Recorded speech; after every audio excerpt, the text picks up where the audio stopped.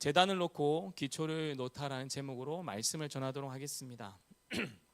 건축학적으로 아파트나 대형 건물을 지을 때는요, 가장 중요한 과정은 단연 기초공사입니다. 실제 전체 공사의 40%에서 50% 이상이 이 눈에 보이지 않는 땅속 작업을 하는 것이라고 말하고 있어요. 깊이 굴착하고 튼튼한 안반을 찾고 또 파일을 깊이 박아 넣는 지방 공사를 하는 시간이 이 기초 공사 시간입니다. 눈에 보이는 층수가 올라가는 건 이 기초가 다진 후부터 순식간으로 이게 올라가는 걸 볼 수 있는데요. 사실 그 바탕에는 이 긴 기초 공사의 시간이 보이지 않게 흐르고 있었다라는 거예요. 그렇다면 왜 이렇게까지 기초 공사를 견고하게 많은 시간을 이 공사 중에서 반의 그 시간을 할애하면서까지 견고하게 세우는 것일까요? 건축학적으로 건물이 붕괴하는 진짜 이유는요, 지상에 보이는 구조물의 문제라기보다는요, 집안의 침하나 기초의 부실 때문이란 거예요. 기초가 땅속 깊이 단단히 고정되고 나면 그 위에 뼈대를 세우고 마감하는 일은 상대적으로 일사천리로 일어난다고 합니다. 에스라서 3장에서 이 성전의 상부 구조가 완성되지도 않았는데 오직 그 기초만 놓였을 때에 온 백성이 환호하고 목 놓아 울었던 이유는요, 바로 여기에 있습니다. 성전의 기초가 놓였다는 것은 이미 성전 완성을 결정짓는 가장 결정적이고 그 힘든 고비를 넘어섰다는 거예요. 현대 그리스도인의 가장 큰 약점이라고 한다면요, 이 지상의 외형, 그러니까 성공과 평판, 사역의 확장과 그 규모를 지어 올리는데 급급하다는 겁니다. 정작 지하의 기초인 내면의 정직과 하나님과의 그 인격적인 관계를 파내려가는 시간을 견디지 못한다는 거예요. 그러나 주님은 눈에 보이는 화려한 그 외벽이 아니라 아무도 보이지 않지만 하나님과의 그 인격적인 관계와 복음의 기초 위에 기초 공사를 깊게 내려가는 것을 원하신다는 거예요. 현 시대의 성전의 재건은 거대한 예배당을 짓는 것이 아닙니다. 성경에서 말하는 성전의 재건은 내 삶의 우선순위, 내 가치관, 내 가정과 그 사역의 기초를 예수 그리스도의 복음 위에 다시 놓는 것을 말하고 있습니다. 세상의 성공이나 외연적인 번영이 기초가 아니라 십자가와 부활의 복음 위에 단단히 뿌리내리는 것이 이 시대의 성전의 기초를 놓는 첫걸음입니다. 그렇게 성전의 기초가 놓인 예수 그리스도의 그 성품을 닮은 거룩한 성도, 그 개인의 성전이 바로 세워지는 것, 그리고 세상 속의 정의와 사랑을 실천하는 하나님 나라의 그 공동체로서 그 성전의 재건을 말하고 있다는 거예요. 혹시 지금까지 세워진 여러분의 그 인격의 성전이 무너지는 아픔을 경험하셨습니까? 혹은 지금의 인격 성전을 더욱 견고하게 세우길 원하십니까? 그렇다면 바로 지금이 예수 그리스도 안에서 성전의 기초를 다시 놓고 더욱 성숙한 성전으로 재건축할 때입니다. 오늘 이 시간이 여러분의 인격 성전을 보수하고 한층 더 단단하게 다지는 은혜의 시간이 되시기를 예수님 이름으로 축복합니다. 지난 시간 우리는 42,360명이라는 1차 귀환자의 걸음을 보았습니다. 바벨론 포로의 시간을 지나서 70년 만에 이 백성이 약속의 땅으로 다시 돌아왔다는 거예요. 약 5만 명에 되는 사람들이 자신의 그 안정적인 터전을 내려놓고, 그리고 그 기반을 내려놓고 하나님의 말씀하신 척박하면서 아직 성전도 없고 폐허로 덮여 있었던 그 예루살렘 땅으로 돌아왔다는 거예요. 주님 오실 날에 가까운 지금도 마찬가지입니다. 바벨론에 해야된 이 세상의 문화에 마음을 뺏기지 않고 하나님 나라를 선택하여 돌아온 이들은 언제나 남은 자입니다. 소수였다는 거예요. 그들은 눈앞에 안락함 대신 척박하고 황폐하여 아무것도 보장되지 않는 그 약속의 땅, 하나님의 나라, 그 천국을 향해서 나아가는 사람들이라는 거예요. 그 걸음을 선택할 때는요, 미래가 보장되지도 않고 주님이 가야 되는 좁은 길로 걸어가야 되면요, 좁은 길로 걸어가야 되고요, 그리고 주님이 말씀하시는 그 말씀을 따라 순종하면서 걸어가는 자들이라는 거예요. 우리는 이 세상에 살아가지만 이곳에 정착할 자가 아닌 거룩한 나그네들입니다. 왕 되신 주님이 다시 오신 날을 고대하며 세상과 구별된 하나님의 거룩한 자녀로 살아가는 자들입니다. 주님은 그러한 완성의 때를 바라보면서 우리가 이 땅에서 그런 거룩한 성전된 자들로 살아가기를 원하십니다. 에스라 3장을 사건의 흐름으로 다시 한 번 더 우리가 보면요, 여러분 유인물의 성전 재건 연덕이라는 표를 참고하셔서 들으시면요, 성전 재건의 위대한 역사는요, 다니엘의 기도부터 시작되었습니다. 다른 신에게 기도하면 사자굴에 던져진다는 왕의 엄격한 조서 앞에서도 목숨을 걸고 하루 3번 창문을, 예루살렘을 향하여서 창문을 열고 기도했던 한 사람이었어요. 그리고 21일 동안 금식하며 이스라엘의 회복을 부르셨습니다. 이 다니엘의 결단이 있었기 때문에 비로소 성전 재건의 말씀의 성취가 일어날 수 있었습니다. 그렇게 기도하고 금식한 것을 통하여서 그 다음 왕조였던 이 페르시아 다리오 왕 원년 때에 이 시간이 지나고 그 고레스 왕 때에 비로소 고레스 왕 때에 그 칙령을 내려서 이스라엘로 예루살렘으로 다시 돌아갈 수 있는 그러한 결정적인 시발점이 될 수 있었다라는 거예요. 또한 포로에서 돌아온 백성들이 예루살렘에 도착해서 가장 먼저 한 것은 성벽을 쌓은 것이 아니었습니다. 대적들의 위협과 두려움이 있었습니다. 성전이 없었기에 또 그 땅에서 무언가를 의지하기에 그 척박하고 황폐한 땅에서 그들이 가장 먼저 했던 것은 제단을 만들고 상번제를 드리는 거였어요. 우리는 이것을 통해서 알 수 있는 것은 세상의 위협을 이기는 유일한 길은 인간적인 방어책이 아니라 하나님과의 관계를 회복하는 예배에 있음을 알 수가 있습니다. 오늘날 이 제단은 바로 예수 그리스도의 십자가의 복음입니다. 그리스도의 보혈을 통한 하나님과의 관계 회복만이 모든 사역과 삶의 절대적인 전제라는 것을 알 수가 있습니다. 에스라 3장에 세워진 이 제단은요, 단순히 아무렇게나 지정된 장소에 그냥 이제 예배드리기 위해서 예루살렘에 이제 우리 도착했으니까 저기가 제단을 쌓기에 너무 적절한 장소야 라고 생각하면서 그 제단의 장소를 결정하고 쌓은 게 아니라는 거예요. 분명히 하나님이 말씀하신 성전터가 될 수 있는 지점이 있었고, 그리고 제단이 쌓아져야 되는 지점이 있었다라는 거예요. 역대하 3장 1절에서 증언하듯이 이곳은 창세기 22장에 아브라함이 이삭을 바쳤던 모리아산의 제단이었고, 그리고 사무엘하 24장에 우리가 큐티의 말씀에도 등장했었던 내용이죠. 다윗이 인구 조사를 해서 제를 지었습니다. 그것으로 해서 재난이 일어났고 7만 명의 이스라엘 백성들이 죽었어요. 그리고 그 천사가 그 예루살렘에 재앙을 던지기 위해서 나아갈 때에 그가 멈춰 서 있던 지점이 오르난의 타작마당이었어요.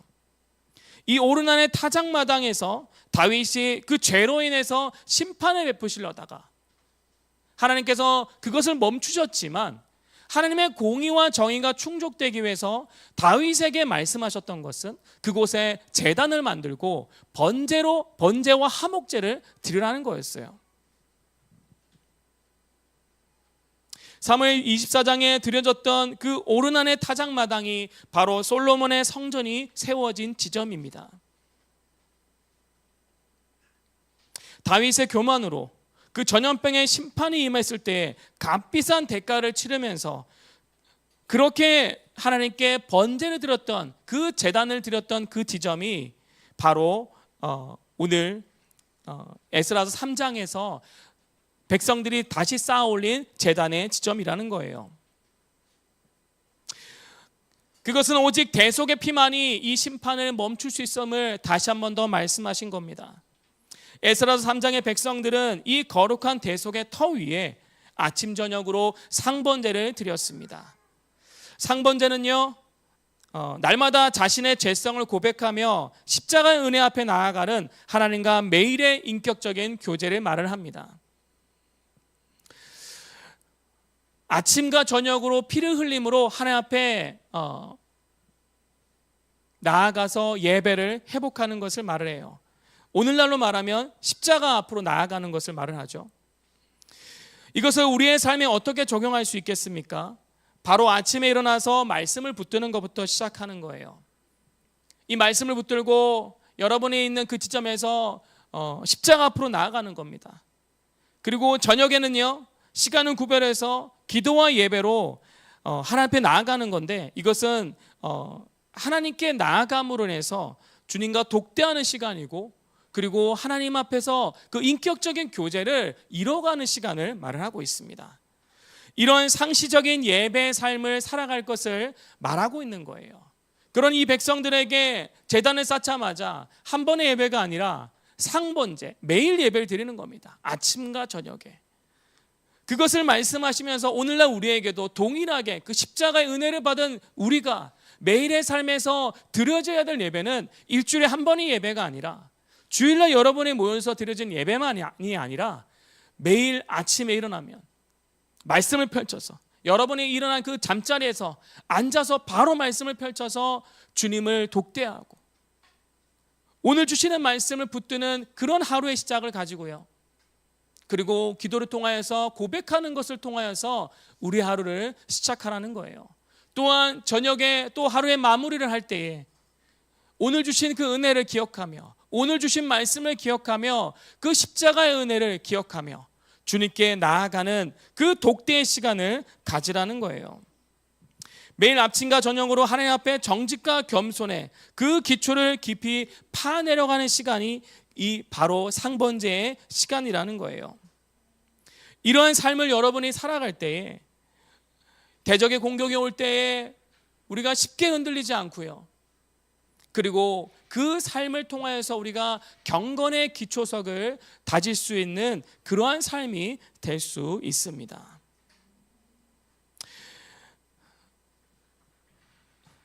이 제단을 쌓기 위해서 이 백성들이요, 원래 귀환을 한 다음에 각 처소로 흩어졌었습니다. 그러다가 7째 달에 우리로 치면 이 9월과 10월 정도의 시간입니다. 7째 달에 이 백성들이 예루살렘에 한 마음이 되어서 모였다는 거예요. 이 유대력으로 7째 달은요, 티시리 6월인데 이날은 가을 절기를 행하는 달입니다. 나팔절과 대속제일이 있고요, 초막절로 모이는 시간이에요. 나팔절은 유대력으로 신년을 말을 합니다. 우리로 치면 1월 1일이죠. 그 신년에 모여서 기도하고 회개하고, 그리고 대속제일, 온 인류의 죄를, 그 백성들의 죄를 대제사장에 감당하는 날, 그 날까지 들어가고 초막절로 그 절기를 지키는 날이 바로 티시리 월입니다. 이스라엘에게 가장 중요한 절기로 드려지는 날인데, 이 날 와서 번제를 드리고 초막절을 지키게 하셨어요. 특별히 이 초막절은요, 광야 시절에 하나님의 그 인도하심을 기억하는 날입니다. 광야 같은 그 시간 가운데 구름 기둥으로 불 기둥으로 함께 하셨고 임재하셨고 먹이셨고 입히셨던 그 날을 기억하며 오늘날도 이 이스라엘 땅 가운데 이 절기를 지키는 사람들은 그렇게 초막을 짓고 이 시간을 보내고 있습니다. 율법에 기록된 대로 이 시간을 지킴으로 인해서 하나님께 감사와 기쁨의 제사로 나아갈 수 있고, 그리고 그 하나님을, 그 말씀을 기억함으로 인해서 또다시 하나님이 함께 하심을 생각할 수 있는 그러한 날로 드려졌다라는 거예요. 특별히 이 초막에 의미하는 바는 또 장차 임할 하나님의 나라, 그 영원한 나라에 우리가 주님과 또 연합하고 그 어린 양의 혼인 잔치가 일어나고, 그렇게 그 하나님 나라에서 영원히 살 그 집을 또 의미하기도 합니다. 그래서 이 나팔절을 지킴으로 인해서 주님은 성전된 우리의 삶의 성전이 다시 한 번 더 재건되어지고, 또 이미 재건되어져 있다면 우리가 더 단단하게 기초를 내리고 그 성전을 세워나갈 수 있는 존재가 되라는 거예요.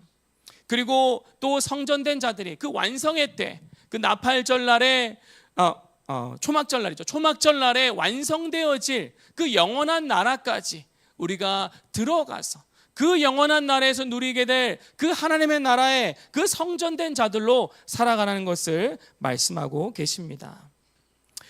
귀환 2년 둘째 달에 이 예수아와 그리고 수룹바벨을 비롯한 제사장들, 그리고 레위인들, 그리고 바벨론에서 돌아온 모든 백성들이 성전 기초 공사를 시작했습니다.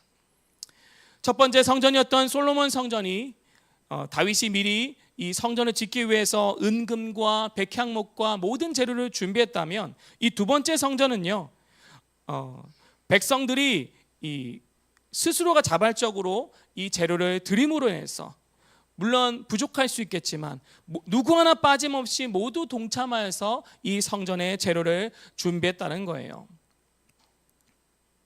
그리고 이 두 번째 성전은요, 포로에서 돌아온 모든 백성이 누구 하나 빠짐없이 모두가 동참하여서 이 기초석을 놓았다는 겁니다. 어린아이부터 시작해서 어른에 이르기까지 공동체 전체가 함께 세워져 나갔다라는 거예요. 우리는 여기서 우리가 생각할 수 있는 것이, 두 번째 성전을 지어갈 때 그 5만 명 되는 모든 사람들이 함께 기초석을 쌓았던 것처럼, 교회는요, 누구 한 사람만 세워져 가는 것이 아니라 우리 모두가 함께 성전으로 재건되어져야 된다는 것을 말씀하고 계시다라는 거예요. 어린아이부터 시작해서 어른에 이르기까지 함께 세워져 나갈 때 비로소 교회는 건강하고 단단하게 일어설 수 있습니다. 무엇보다 성전이라는 것은요, 우리의 마음속에 하나님을 사모하는 그 열망이 밖으로 드러나는 거예요. 그러니까 우리의 마음속에 인격 성전이 거룩하게 세워져 나갈 때 우리의 삶을 통하여서 그 거룩함이 드러나는 것, 그랬을 때에 이 사람을 통하여서 주님의 성전된 그 예수 그리스도에 드러나는 그 삶을 우리가 성전된 자들이라 우리가 말할 수 있습니다. 그래서 우리가 이 현대의 예배당과 교회를 혼동할 때가 있습니다. 예배당은요, 예배를 드리는 건물이자 장소일 뿐입니다. 초대교회 때부터 지금까지 성경에 말하는 교회는 오직 구원받은 하나님의 사람들이에요. 그들이 모여서 이룬 그 예배를 드린 장소를 우리가 예배당이라고 말하는 겁니다. 그래서 외형적인 건물에 불과한 예배당을 교회라고 부를 수가 없습니다. 그렇게 성전을 재건한다는 것은 온 성도가 한 마음으로 하나님과의 인격적인 교제 관계를 회복하고 깊은 예배 안으로 들어가는 것을 의미합니다.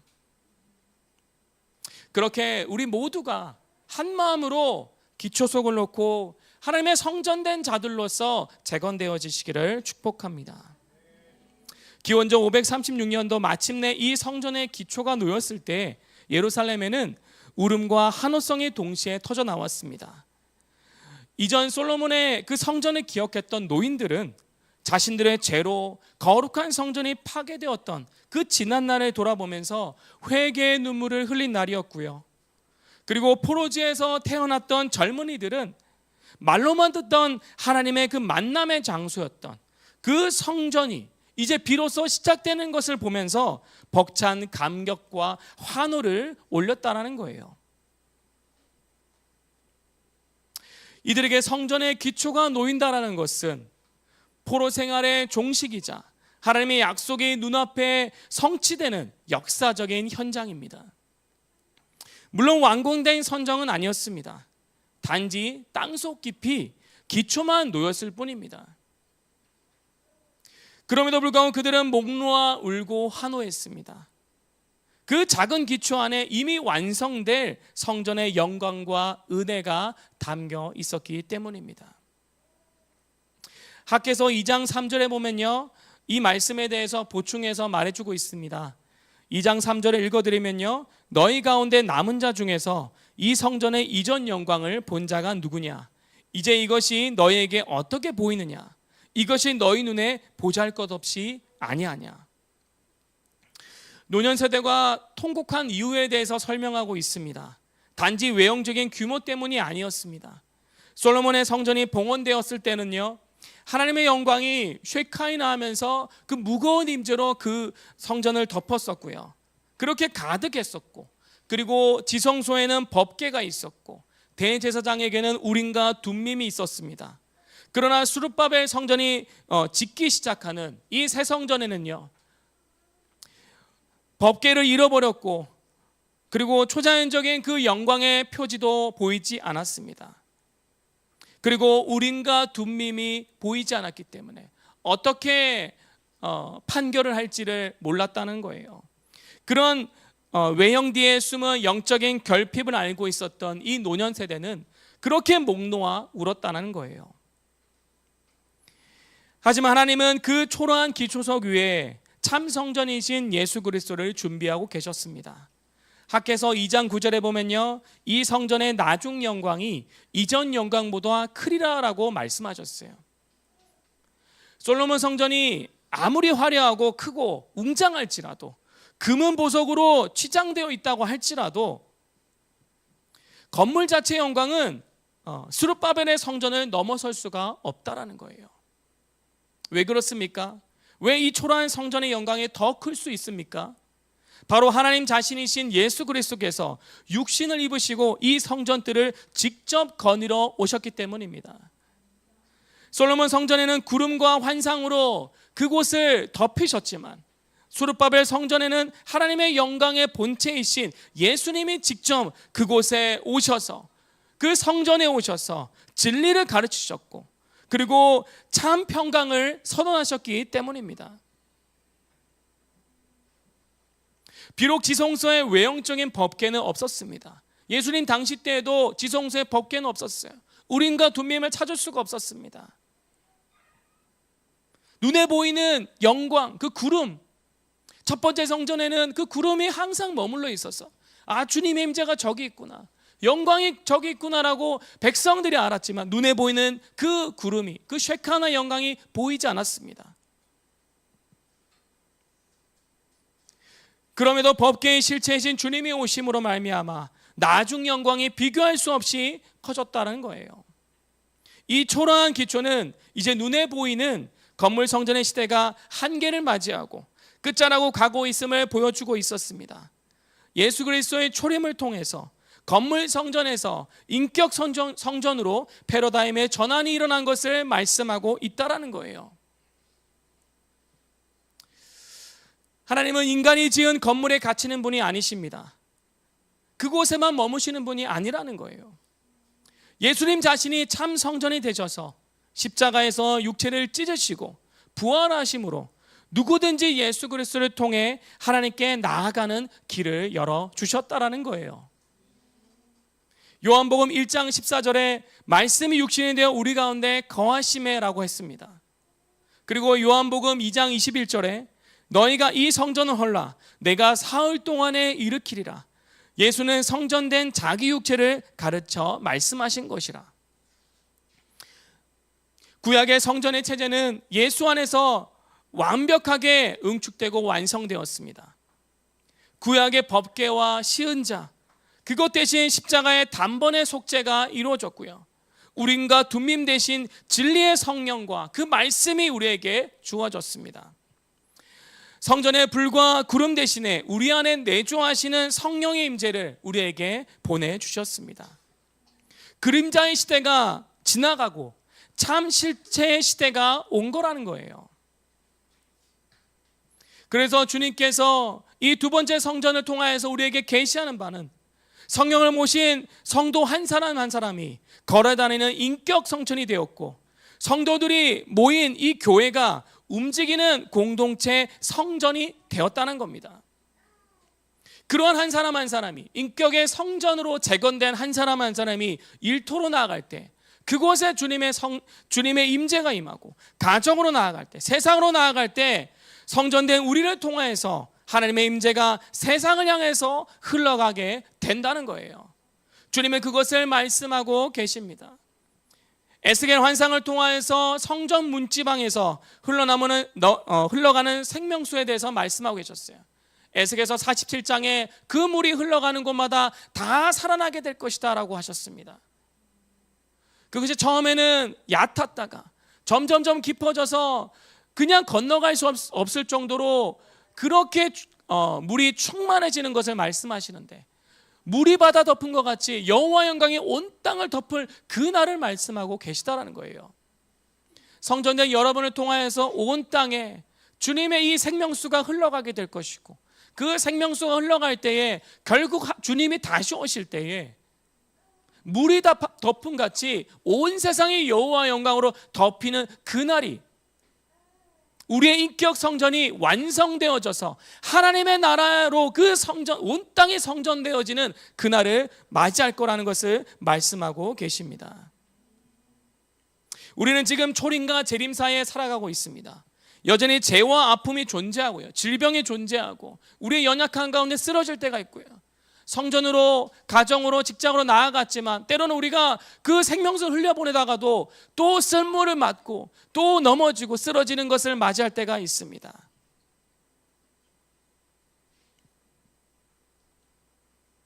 그러나 성령의 권능으로 하나님의 나라라는 그 성전이 영일반 가운데 확장되고 있고, 마침내 주님이 다시 오실 때 영적 성전이 완성되어지고 그 결정체인 새 예루살렘이 비로소 하늘에서부터 이 땅에 내려오는 것을 목격하는 때를 맞이하게 될 거라는 거예요. 뿐만 아니라 온 우주 만물이 새 하늘과 새 땅으로 하나님의 거룩한 성전이 되는 최종적인 완성의 날을 향해 우리는 걸어가고 있다는 것입니다. 그래서 주님은 우리에게 상번제를 드리게 하시면서, 제단을 다시 한 번 더 쌓게 하시면서 그 기초석을 놓고 우리의 그 인격 성전을 매일매일 단단하게 세워나가고, 무너졌다면 다시 재건함으로 인해서 주님의 그 영광을 담아내는 그 인격 성전으로서 살아가는 존재로 살아가라고 주님이 말씀하고 계시다라는 거예요. 그러므로 이 시대의 성전의 재건은요, 거대한 예배당을 지어 올리는 것이 아닙니다. 예수 그리스도의 성품을 닮은 거룩한 성도 그 한 사람을 바로 세우는 것이고, 세상 속에 하나님의 정의와 사랑을 실천하는 하나님 나라의 그 공동체를 세워가는 것이 성전의 재건임을 우리는 아시기를 축복합니다. 사랑하는 성도 여러분, 우리가 인생의 걸음에서 작은 시작을 마주할 때가 있습니다. 재건을 시작하고 새로운 출발점에 설 때가 있습니다. 그러나 우리가 지나간 옛 영광이나 과거의 아쉬움과 비교하면 우리는 낙심할 수밖에 없습니다. 과거에 내가 누렸던 것들, 과거에 내가 취했던 그 영광에 우리가 빠져 있다면 앞으로 주실 주님의 그 위대한 영광을 우리가 맞이할 수 없다라는 거예요. 하나님이 오늘 내 삶에 새롭게 시작하게 하셨다면 새 일을 행하실 그 주님을 우리가 바라봄으로 오늘 기뻐하고 환호하면서 정말 믿음이 우리의 삶의 실체가 되기를 간구함으로 이 믿음의 걸음을 걸어가셔야 됩니다. 그럴 때 비록 나에게 주어지는 것이 내 뜻과 내가 계산한 것과 다른 것이 나에게 주어질지라도 하나님의 그 신실하심이, 그 선하심이 내 삶을 이루어간다는 것을 믿으시기를 축복합니다. 말씀을 맺겠습니다. 우리의 이 걸음은요, 완성의 때를 나아가는 겁니다. 주님이 성전을 재건하라고 하실 때에 우리에게 무너지고 때로는 보수돼야 되는 그런 영역들이 있습니다.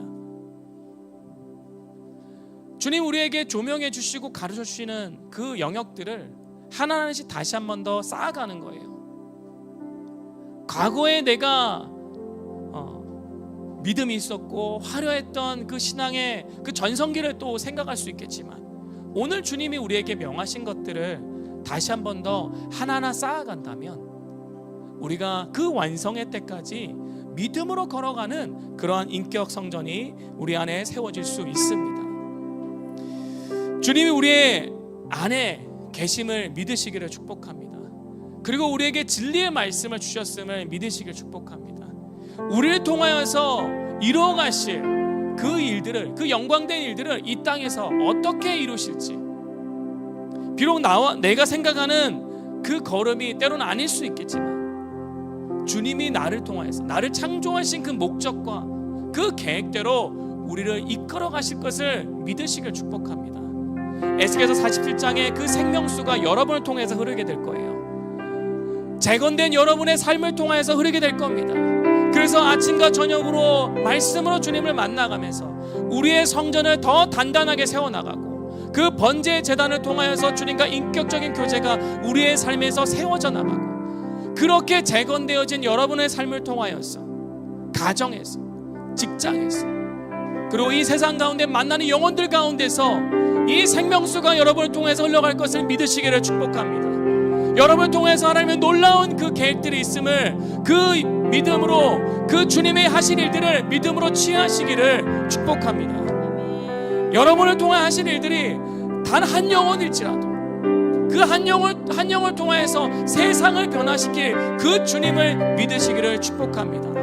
오늘 그렇게 결단함으로 재건의 역사로 그 영광으로 우리의 삶에 찾아오시는 그 주님께서 여러분을 일으키시고 다시 새 힘을 주시고 그 생명수를 흘러보내는 그 성전된 자들로 주님이 사용하실 것을, 주님을 그 신뢰함으로 나아가시는 한 분 한 분 되시기를 예수님 이름으로 축복합니다. 우리 함께 찬양함으로 결단하면서 나아가셨으면 좋겠습니다.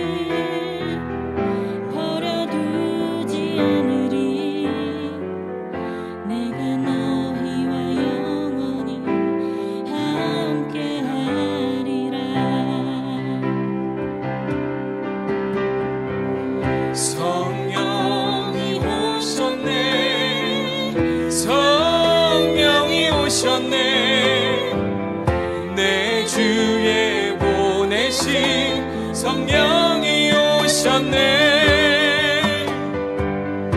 우리 인생 가운데 친히 찾아오셔서 그 나라 꿈꾸게 하시네. 성령이 오셨네. 성령이 오셨네. 성령이 오셨네. 내 주에 보내신 성령이 오셨네. 우리 인생 가운데 친히 찾아오셔서 그 나라 꿈꾸게 성령이 오셨네. 성령이 오셨네. 성령이 오셨네. 내 주에 보내신 성령이 오셨네. 우리 인생 가운데 친히 찾아오셔서 그 나라 꿈꾸게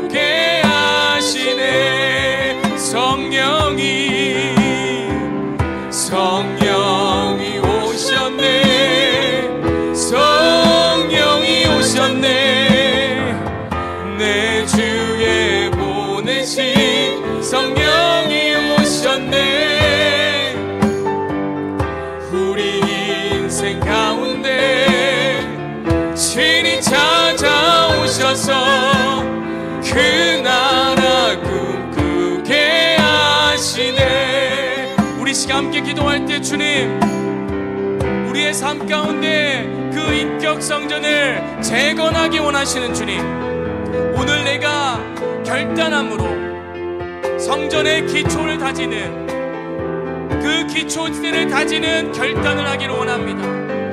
주님, 다시 한 번 더 우리의 삶에 제단을 펼치고 성전의 재건을 위하여서 우리의 삶을 드리는 우리의 인생이 되게 하여 주시옵소서. 주님과 인격인 관계를 회복하고 아침과 저녁으로 주님 앞에 말씀으로 독대하며 주님이 우리의 삶을 통해 이루실 그 성전된 자를 통하여서 생명수의 강을 흘려보낼 것을 우리가 믿음으로 시인하고 고백하게 하여 주시옵소서. 주님, 우리를 통해서 이루실 그 위대한 일들을 이루는 한 사람 한 사람이 되게 하여 주시옵소서. 그래서 주님, 인격 성전이 재건되어지고 보수되어지고 세워질 수 있도록 우리의 인생 가운데 회복의 역사로 새 일을 행하여 주옵소서. 주님, 회복의 역사로 역사하여 주옵소서. 우리 시간 이렇게 고백하면서 주여 한번 간절히 외치고 함께 기도하겠습니다. 주여,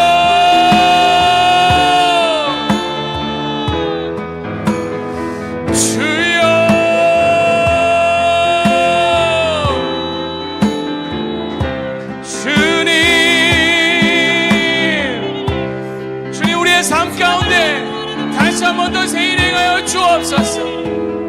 영원한 하나님 나라에 이르기까지, 그 완성의 때를 나아가기까지 우리가 이 땅에서 성전쟁자로서 살아갈 수 있도록 주님 회복의 역사로, 재건의 역사로 이루어 주옵소서. 하나님, 우리의 힘으로 할 수 없습니다.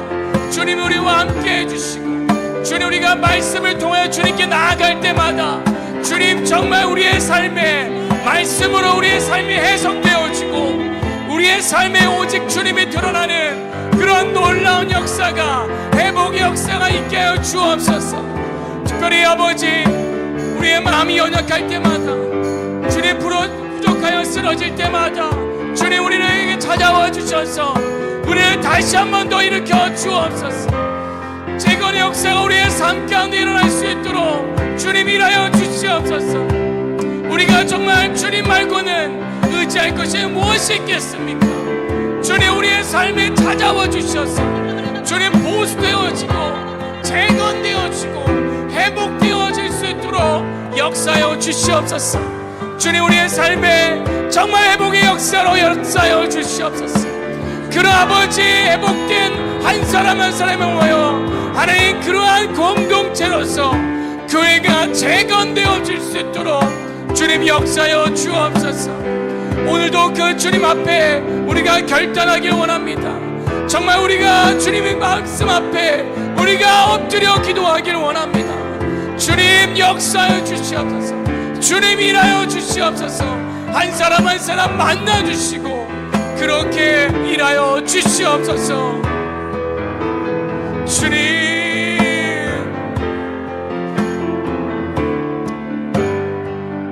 우리 두 번째로 기도할 때에 우리 연약한 지체들을 위해서 기도하겠습니다. 육신의 연약함과 질병으로, 때로는 우리의 마음의 질병으로 끊임없이 우리가 넘어지고 또 자책하고 또 앞이 보이지 않은 순간을 맞이할 때마다 말씀 대신 주님이 우리의 삶을 해석되어질 수 있도록, 또한 우리가 기도하러 나아갈 때 우리가 7, 8월 회복의 역사를 기도하고 있사오니 주님, 우리의 삶 가운데 찾아오셔서 주님이 친히 찾아오셔서 회복할 수 있도록 역사하여 주시옵소서. 그리고 우리 어린 영혼들이 주님의 말씀 앞에 반응할 수 있도록 역사하여 주옵소서. 8월에 우리가 캠프와 또 말씀의 그 사경의 가운데, 또 가정의 가정재단 가운데, 또 개인적으로 말씀을 읽어나갈 때마다 우리 어린 영혼들이 정말 우리 다음 세대가 하나님의 말씀 앞에 반응함으로 믿음으로 세워지는 다윗과 같은 그러한 예배자로 일어날 수 있도록, 다니엘과 같은 기도하는 사람으로 일어날 수 있도록 주님 역사여 주시옵소서. 이렇게 우리가 우리 연약한 지체들과 그리고 회복이 필요한 영혼들과 우리 다음 세대를 위해서 주여 한번 간절히 외치고 우리 함께 기도하겠습니다. 주여,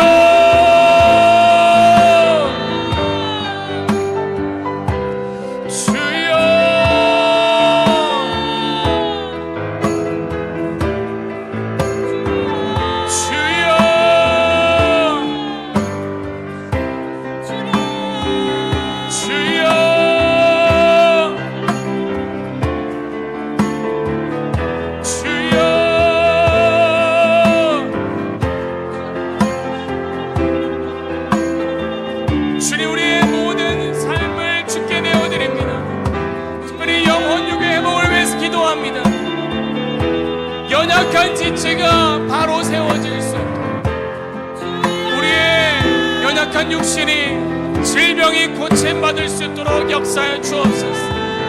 우리의 마음의 질병, 우리의 생각의 영역들이 단단하게 재건되어지게 하소서.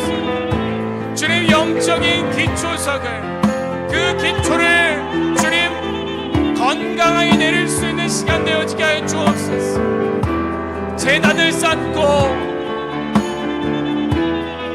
아침과 저녁으로 말씀으로 나아가는 시간이 되어질 때에 주님 회복의 역사로 말씀에 속되어지고 삶의 원동력을 다시 한 번 더 세워나갈 수 있도록 주님 역사여 주옵소서. 수요 예배와 금요 가정재단과 또 매일 말씀을 큐티하면서 묵상할 때마다 회복의 역사로 말씀으로 해석되어질 수 있도록 주님 응답하여 주옵소서. 특별히 우리 다음 세대 우리 아이들이 주님 다윗과 같은 예배자로 주님 다니엘과 같은 기도하는 사람으로 주님 사사기를 끝낸 사무엘과 같은 그 한 사람으로 주님 일어날 수 있도록 주님 우리 아이들을 가르치시고 주님 이 7월 8월에 주님의 놀라우신 역사 가운데 캠프 가운데 주님 가정재단 가운데 예배 가운데 주님 찾아가 주시고 말씀하시며 주님 그렇게 우리 아이들이 성장할 수 있도록 주님 붙들어 주시옵소서. 주님 그렇게 일하실 것을 믿습니다. 주님 그렇게 말씀하신 대로 역사하실 것을 믿습니다. 주님 믿음은 바라는 것들의 실상이요 보이지 않는 것의 증거니 선진들이 이로써 증거를 얻었느니라. 하나님 정말 주님이 말씀하시는 믿음이 우리의 삶의 실체와 같이 드러나게 하소서. 믿음이 관념이 아니라 실제가 되어지고 우리의 삶 가운데 증거되는 삶의 믿음으로 드러날 수 있는 주님 7, 8월이 되게 하여 주옵소서.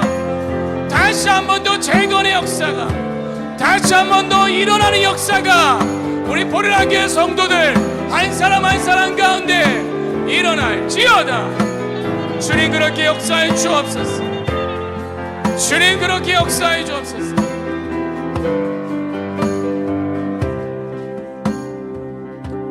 믿음은 바라는 것들의 실상이요 보이지 않는 것들의 증거니 선진들이 이로써 증거를 얻었느니라. 아멘. 주님 우리의 삶에 믿음이 관념이 아니라 어떤 의식이 아니라 종교적인 예배의 형태가 아니라 믿음은 실제이고 우리의 삶을 통하여 드러나는 삶의 증거이고 실체가 분명히 있음을 믿음으로 선포합니다. 그래서 우리가 7, 8월 정말 성전의 재건을 위해서 영적인 인격 성전으로 재건되기 위해서 주님 우리가 기도하고 또 예배로 모이고 말씀으로 삶을 해석하고 있사오니 주님 7, 8월에 찾아가 주셔서 우리 성도 한 사람 한 사람이 영적으로 재건되어지고 회복되는 역사로 그렇게 하나님의 한 예배자의 한 사람으로 기도하는 한 사람으로 그런 말씀을 증거한 사람으로 일어날지어다. 영혼육의 재건이 일어나고 회복이 일어나며 특별히 연약한 지체들이 그 영혼육이 고침을 받는 시간 되게 하여 주시옵소서. 우리 아이들이 정말 영적으로 육적으로 정말 강건함으로 일어나는 시간, 성전으로 재건되어져 다니엘과 같은 기도하는 사람으로, 주님 에스라와 같이 말씀을 증거한 자로, 사무엘과 같은 하나님의 마음에 합한 자로, 주님 다윗과 같은 예배자로 일어날 수 있는 우리 아이들 한 사람 한 사람 되기를 축복합니다. 주님 그렇게 역사하여 주시옵소서. 7, 8월 회복의 역사로 찾아가 주시고 주님 역사하여 주시옵소서. 주님 우리가 간절한 마음으로 나아갑니다. 이 마음의 소원을 따라 간구하게 하셨사오니 그 마음의 소원대로 역사하여 주시옵소서. 하나님의 그 구원의 역사가, 그 구원의 일하심들이 주님 이곳에 있는 한 사람 한 사람을 통하여서 일어나게 하여 주시옵소서. 특별히 에스겔서 47장의 말씀이 그 성전에서 흘러난 그 생명수가 재건되어진 이곳에 있는 한 사람 한 사람을 통하여서 흘러가는 곳마다 살아나는 역사가, 생명의 역사가 주님 우리의 가정과 직장과 온 열방 가운데 일어나게 하여 주시옵소서. 주께 모든 걸 올려드리며 예수님 이름으로 기도했습니다. 아멘. 드려진 예물을 주님께 올려드립니다. 하나님의 선하심을 따라, 그 인자하심을 따라 이 예물이 사용되어지게 하여 주시옵소서. 이 성전이 재건되어지고 주님의 예배의 초소가 세워지고 성전된 자들이 정말 하나님을 만날 수 있는 그 아버지의 예물로서 주님 사용되어질 수 있도록 역사하여 주시옵소서. 다음 세대가 사라져가는 이 시대 가운데 다음 세대가 믿음의 세대로, 다음 세대가 예배하는 세대로, 다음 세대가 하나님의 사람으로 일어나는 데에 주님 이 예물이 사용되어지게 하여 주시옵소서.